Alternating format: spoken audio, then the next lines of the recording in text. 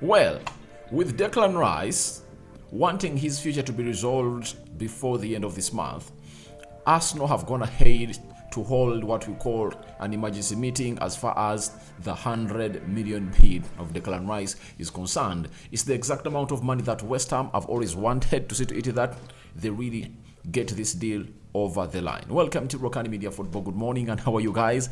Hope you really had a fantastic night. And we thank God for the gift of life. He has gone ahead to protect us, and the Muslim friends, I think Allah has gone ahead and obviously giving you the best that you deserve in protection, and you are up and running. So Arsenal looks like they want to lodge what we call a £100 million bid, as we went ahead to confirm to West Ham like on Thursday morning, but they needed to first have a meeting that could really see the team or the board have what we call a unison agreement onto this Declan Rice bid that is expected to be lodged this week. We are talking Kai Havertz and Jorginho meeting up. We all know that Kai Havertz is just days away from being announced as an Arsenal player, but they are caught up in a moment down in Spain, and I'm going to let you know where they are. And lastly, we are going to talk about Rob Holding revealing to us who is better, Santi Cazorla or Mesut Ozil. Technically, that is it, because he watched them play on the field of play at at London Conley and then at the Emirates, and they were playing together for a very long period of time. So smash the like button close to 300 times, and don't forget to subscribe to this channel so as not to miss out on stories that we do upload in here on a daily. Rokan David, all RD is my name, and don't forget to follow us on Twitter at Rokani Media Football or at Rokan Media FB. That's where you can get us straight away. Now let's dive deep into this emergency meeting held by Arsenal as far as the Declan Rice signing is really concerned. We are told by Arsenal Informer that Arsenal board hold emergency meeting. In an internal meeting held on Thursday, Arsenal's board members reportedly discussed the possibility of an accelerated pursuit of West Ham United's captain Declan Rice. And what followed after that? They said the emergency meeting revolved around the Englishman's potential as the new face of the Gunners, with key figures envisioning him as the crucial addition in the upcoming transfer window. Tim Lewis, this is the lawyer that was recruited after COVID to value up everything of Arsenal. He's a financial lawyer. Edu, is the sporting director of Arsenal. Vinay is the CEO of Arsenal. We are among the key personnel present during the discussion at London Conley. And then they told us that a key strategy explored during the meeting involved the payment structure of a £100 million fee demanded by West Ham for Rice. It was suggested that paying the substantial fee over a shorter time frame in installments over 3 years could showcase Arsenal's serious intent to really convince West Ham to get them or to sell to them Declan Rice as up. Now, it shows you where this has gone. Every time you're going to do something you've never done before, you need to first sit and get a second, third, or fourth thought, if at all it's personal. Now, if at all it's a company, like you own a company and you want to go ahead and obviously spend huge money that you've never spent before, you need to call upon people in the financial department, the law department, and the directors to sit and really make a very huge resolution on how you're going to execute this plan, because it's one that you're going to do for the very, very first time. And for the very first time in history, Arsenal have gone ahead to lodge 2 record bids that they've never gone ahead to really do. In the January transfer window, Arsenal made a record bid of £85 million. £85 million for Mikhailo Modric. Though he ended up at Chelsea. Again, for the second time, Arsenal have gone ahead to make a bid of 80 plus £10 million, totaling to 90 for Declan Rice, right? And that has gone ahead to break that of Mikhailo Modric in a space of like 5 months. So, in the due course, Arsenal are doing this for the very first time, and they needed to sit and revise their bid on how it's going to go ahead and obviously be appreciated by West Ham, because Arsenal have made 2 bids and they've been let down by West Ham. With the threat coming in from Man City, Arsenal don't want to lose their priority signing to Man City. They rather not get in other players, but they get in a Declan Rice signing to bolster their midfield, Now, a meeting was held and I think a conclusion was reached, and this is when Fabrizio Romano came out and really put up a tweet on Friday. I think this is how it resonates. A meeting was held on Thursday. After the meeting was held on Thursday, Fabrizio Romano puts out a tweet that Arsenal have gone ahead to confirm to West Ham that they are going to lodge a bid. That is the last bid for Declan Rice, and it's going to be accepted. Why?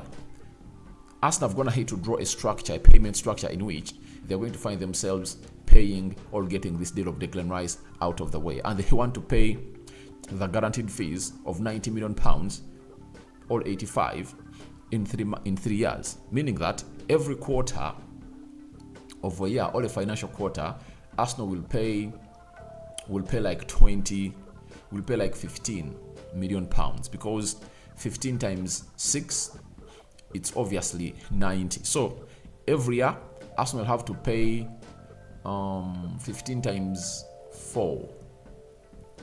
Oh, what's my mathematics like? So if they are going to pay it in 3 years, that means they are going to find out in what mode they are going to pay. If they are going to pay in quarters, that means every quarter, because those are 12 times 12 divided by 90, because a year has 4 quarters, you multiply it by 3, those are 12. And because these teams do their financial reports every 3 months, that is every quarter, they can really spread out that payment in those quarters. But it will depend on the initial fee they've gone ahead to pay out of the £90 million that is guaranteed.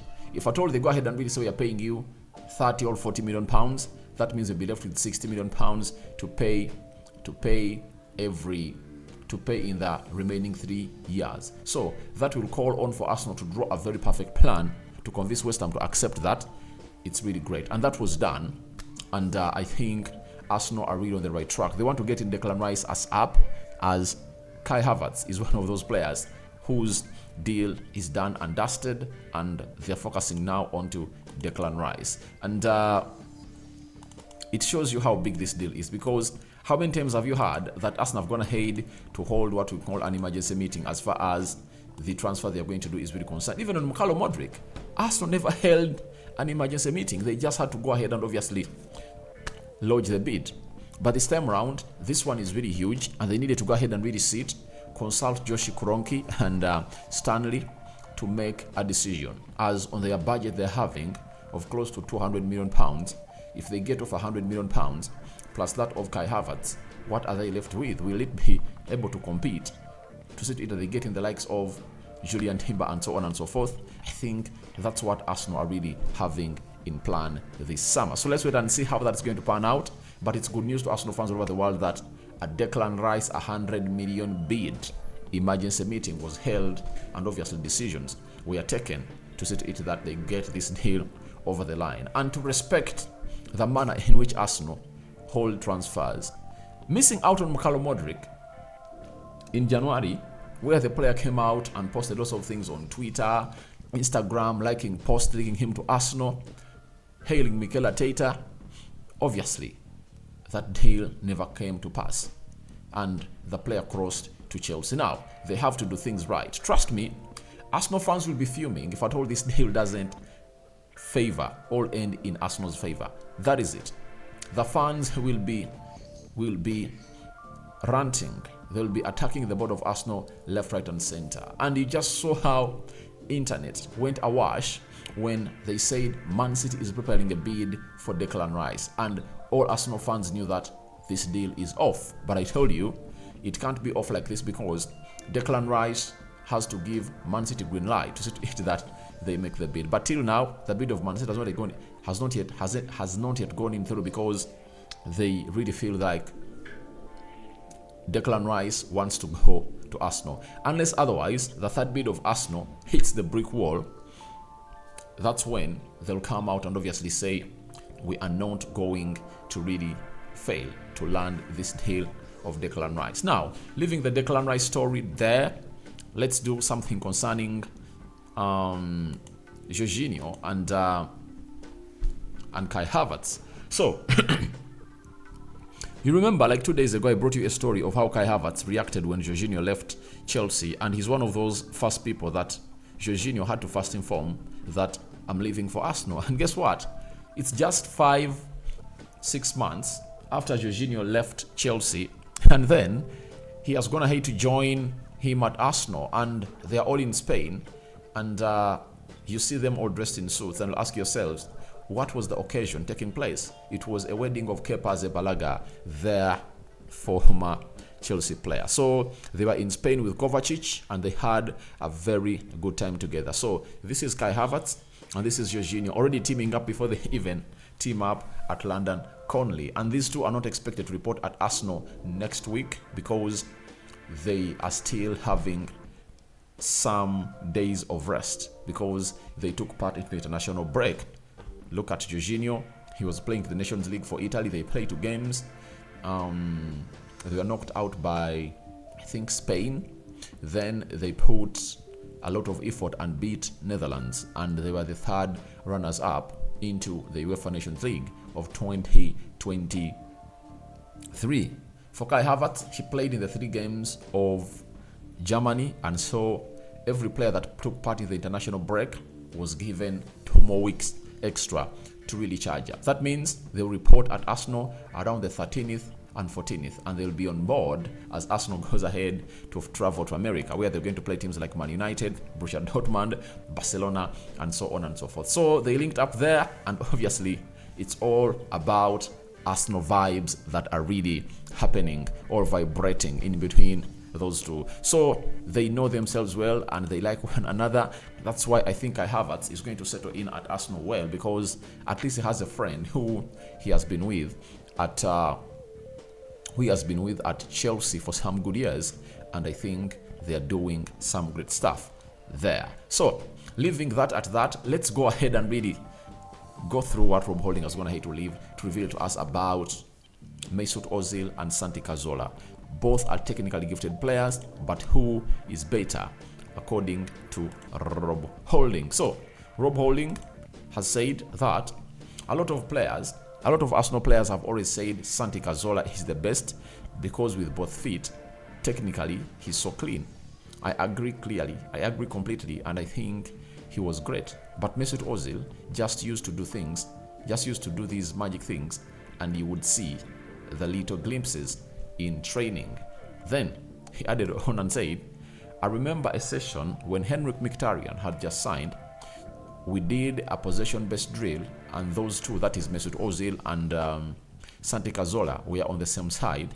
They just completely ran it around us, just passing to each other, barely using anyone else. It was frightening. I thought we are going to win the league. So it shows you that both of these players were on different levels, compared to the entire squad of Arsenal, especially when it came to how technically gifted these players were. Because when you look at Santi Cazorla, he was a natural, but the difference with him was that he could operate with both feet. He could dribble with both feet, he could shoot with both feet. But for Mesut Ozil, he was left-footed, but he was swift, he was silky and smooth every time he got hold of that ball. And the only problem that he had was that his work rate was really doubted. But for Santi Cazorla, he was a monster of a flamboyant player. His skill set never really lied to him every time he wanted to use it, and he could really pull out moments of magic, and that's what he really put Arsenal to the level that they were by then. So he concluded by saying that for him, it's Mesut Ozil who was better than Santi Cazorla. And I believe he's right that Mesut Ozil had a lot more to add to the game, especially in the final third of the pitch. But Santi Cazorla, he was an all-rounder. He could play as a left forward, he could play as a central attack midfielder, he could play as a right forward. But for Mesut Ozil, his main aim was to play as a central attacking midfielder and obviously feed the striker of Arsenal. And that's why you saw it that Pierre-Emerick Aubameyang enjoyed him a lot by the time he had signed from Borussia Dortmund, because he could make those runs, and obviously it was just like taking water, or it was a piece of cake for Mesut Ozil to find those intricate releasing passes. So I sign out for now. See you later, and I'll call upon for your reactions into the Declan Rice 100 million bid emergency meeting held by Arsenal. What do you make about it? Do you think the fruits are really going to pay on, and the bid they're going to lodge is really going to be accepted by West Ham? What do you make about Jorginho and Kai Havertz link up? And lastly, what do you make about the comparison between Santi Cazorla and Mesut Ozil? For you, who was better? Guys, I sign out for now. See you later. I cover you all in the precious blood of Jesus Christ. May the living true God protect you abundantly. Rokani David remains my name. Ciao, ciao. Don't do what you wouldn't like anyone else to do to you, because it hurts. So, may Allah protect the Muslim viewers, subscribers of this channel, and may Jesus Lord protect all the others that are watching this channel. I'm out.